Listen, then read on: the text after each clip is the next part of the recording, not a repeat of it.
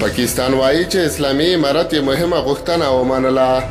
سلام ستړي مشئ، پام وکړئ د امپراتور ټي وي یوټیوب چینل څخه تازه او مهم خبر ته. د افغانستان لپاره د پاکستان ځانګړی استازی وایي چې اسلامي امارت له ډیورن کرښې د پاکستاني طالبانو د لرې کولو لپاره اقدام کړی دی.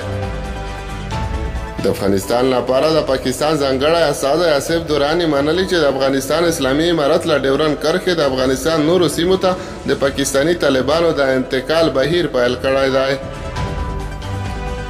هغه له امریکا غږ سره په یو ځانګړي مرکه کې ویلي دي چې دا اقدام په ابتدایي پړاو کې دی، خو که چیرې په واقعیت کې د ټي ټي پي غړي نورې سیمو ته ولېږدول شي او په سرحد کې د سولې سبب شي، دا به یو مهم پرمختګ وي.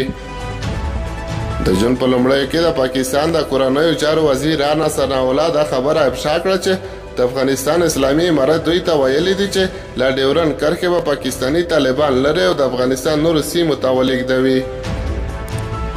خو د نوموړي تر دې څرګندونه وروسته د اسلامي امارت ویان ذبیح الله مجاهد رسنیو ته وویل چې دوی پلان لري چې د خوست په ګډون په یو شمېر سرحدي ولایتونو کې ډیورن کرښې ته څیرمه میشت پاکستاني کډوال د افغانستان نورو سیمو ته انتقال کړي.